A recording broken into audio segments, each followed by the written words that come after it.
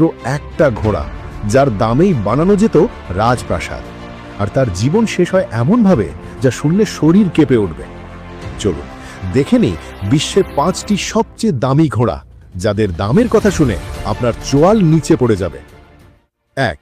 The green monkey, $16 million. এই নামটা শুনে মনে হতে পারে কোনো সবুজ বানরের গল্প শুনছেন, কিন্তু না, এটা ছিল এক দানব গতির ঘোড়া। দৌড়ে 1.8 মাইল শেষ করেছিল মাত্র 9.8 সেকেন্ডে।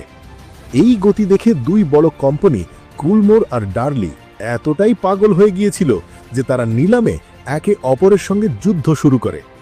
শেষে দ্য গ্রিন মাঙ্কি বিক্রি হয় $16 মিলিয়ন। কিন্তু মজার বা বরং ভয়ঙ্কর বিষয় হলো, এই দামি ঘোড়ার জীবনের শেষ ছিল এক মর্মান্তিক গল্প।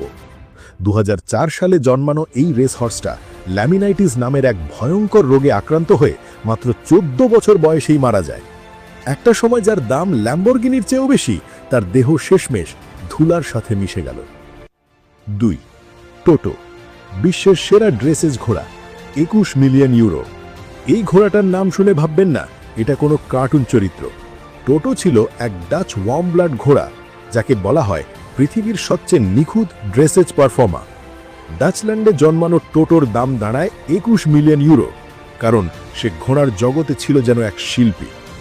তবে এই শিল্পীর জীবন সহজ ছিল না। প্রথমে সবাই বলেছিল এই ঘোড়া ঠিক মতো মনোযোগ দিতে পারে না, বিচারকরা ভাবতেন সে অখুশি।